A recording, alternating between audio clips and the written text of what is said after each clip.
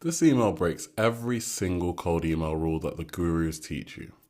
But it got responses from the BBC, Disney, Prada, Fashion Nova, the Financial Times, Dexerto, Alexander McQueen, The Guardian, and more. In this video, I'm going to break down the exact email and why it works. Now, before I do that, let me first show you some of the results it achieved. So 180 positive responses from mid-market and enterprise brands in 3.5 months. Responses from, as I said, the BBC, Disney, the Financial Times, Fear of God, Nanushka, Dexerto, The Guardian, and Fashion Nova. Now, a bit of background, our client is an out-of-home advertising agency in London. When they came to us, they were unable to get in touch with decision makers at their ideal client companies. So they came to us looking to expand not only nationally, but also internationally. Now, they've had calls with several of these brands, and many of them have converted into deals. So the rules that everyone teaches, right? This is what every guru says. Keep your emails under 75 words. Never start with hope you're well. Be casual and conversational. Never include links in the first email. Never ask for time directly. Don't include images in your signature, and make sure you personalize every opening line. This email breaks every single one of these rules, and I'm going to go through the email right now. So we can't share the actual email just to protect our client's IP, but this is the exact email replicated for a different offer.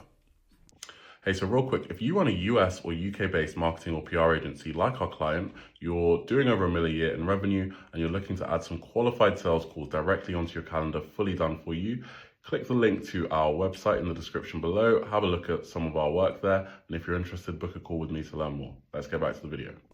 Hi, first name, hope you're well. I'm writing as we have exclusive digital marketing opportunities such as performance campaigns, social media advertising and content marketing alongside influencer partnerships, SEO optimization and conversion tracking that we would really like to discuss with you.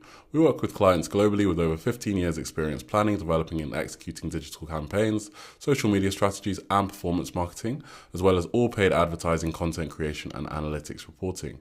Our campaigns span across multiple platforms and international markets, and as a dynamic independent agency, we ensure immediate response times and unbeatable fees. We're currently working with Glossier, Warby Parker and Allbirds. More details can be viewed here. You can see the link there. Please let me know if you have some time available to talk through any forthcoming marketing campaigns. I look forward to hearing from you. Kind regards. So rule break number 1, hope you're well, right? Every guru says that people see this and instantly send your email to spam, but actually it's professional and sometimes it's expected in B2B, right? Rule number 2, it's way too long, according to the gurus. So this email is around 180 words, and everyone says that you need to keep it under 75 or even 50 words if you can. But actually what we found is that a lot of the time B2B decision makers want details, right? They don't want to have to go back and forth with you to be able to get those details.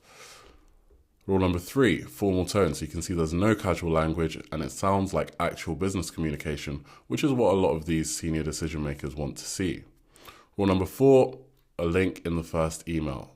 So as I said, more details can be viewed here. Now, this supposedly kills deliverability, and it is true that oftentimes we don't include email links in the first email because it's not good for deliverability, but actually it adds credibility. And what we found was that a lot of the replies were referencing the work that they saw through clicking on this link and viewing the website.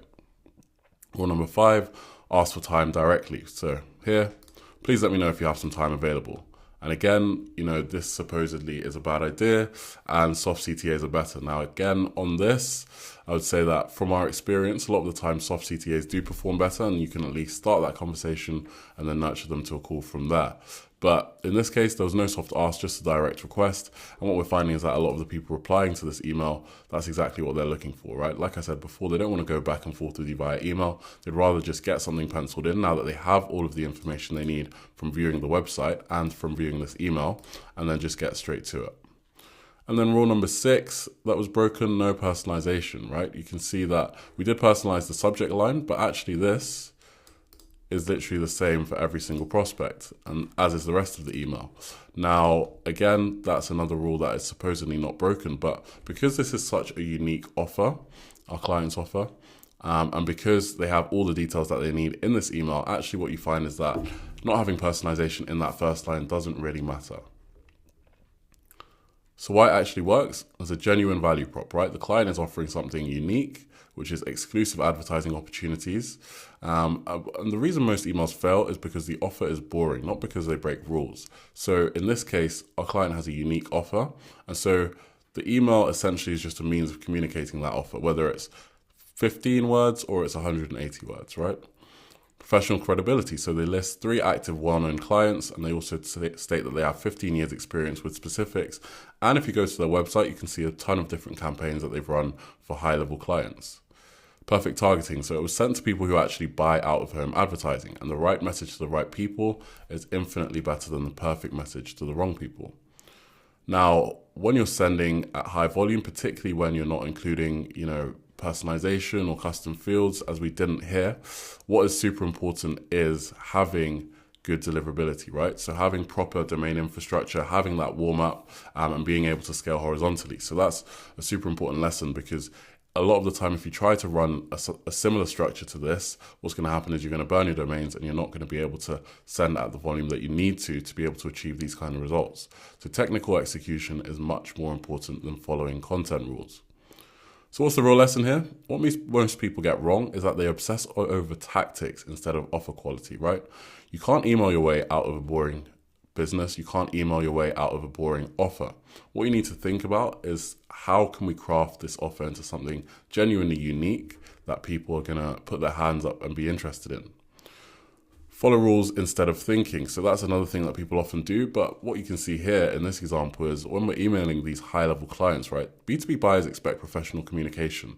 They're not, opening up their emails and seeing someone saying, hey, and then, 10 words on what their offer is and thinking, let me go for that. What they're actually seeing in this email is a professional email, which gives them all the information that they need.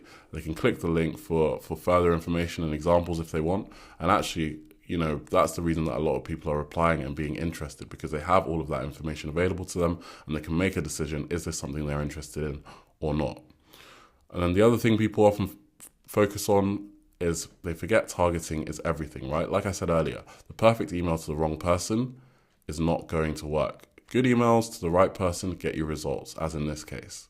So before you rewrite your emails, think, do I have something genuinely valuable? Am I targeting people who actually buy what I sell? And does my email sound like how I'd want to be pitched?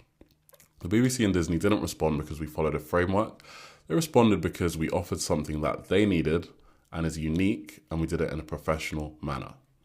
So if you want help with your cold email campaigns, either comment below or connect with me in LinkedIn. My LinkedIn link will be in the description. And make sure to hit subscribe for any more real world marketing case studies that will be coming up in the near future. Thanks.